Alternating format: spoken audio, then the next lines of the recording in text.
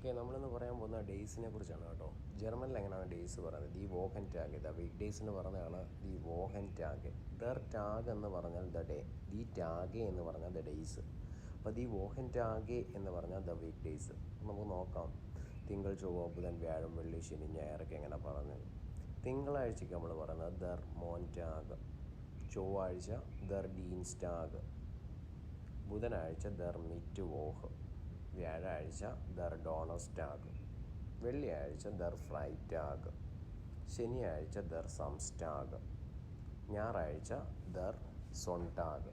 അപ്പോൾ നോക്കുക, ഇതിൻ്റെ എല്ലാം ആർട്ടിക്കിൾ ദറാണ്. ദർ മോൺടാഗ്, ദർ ഡീൻസ്റ്റാഗ്, ദർ മിറ്റ്വോക്ക്, ദർ ഡോണസ്റ്റാഗ്, ദർ ഫ്രൈറ്റാഗ്, ദർ സംസ്റ്റാഗ്, ദർ സൊൺടാഗ്. അപ്പോൾ വീക്ക് ഡേയ്സിന് എന്താ പറയുന്നത്? ദി വോഹൻ ടാഗ്.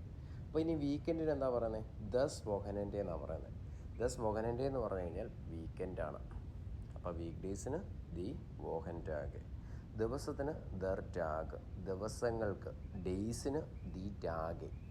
അത് നോട്ട് ചെയ്ത് വയ്ക്കുക. ഇതാണ് വളരെ എളുപ്പമാണ് നമുക്ക് ഡേയ്സൊക്കെ പറയാനായിട്ട്. നോക്കൂ, തിങ്കളാഴ്ച എന്തുകൊണ്ടാണ് ദർ മോൻടാഗ് എന്ന് പറഞ്ഞു കഴിഞ്ഞാൽ ചന്ദ്രൻ്റെ ദിവസമായിട്ടാണ്.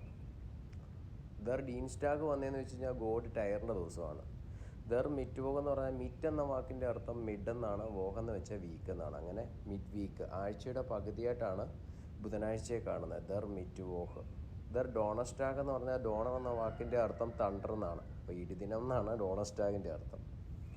ദർ ഫ്രൈറ്റാഗ് എന്ന് പറഞ്ഞാൽ ഗോഡ് ഫ്രിഗയുടെ ദിവസമാണ്. അത് ഇംഗ്ലീഷിലും അങ്ങനെ തന്നെയാണ്, ജർമ്മനിലും അങ്ങനെയാണ്. ദർ ഫ്രൈറ്റാഗ് ഗോഡ് ഫ്രിഗയുടെ ദിവസമാണ്.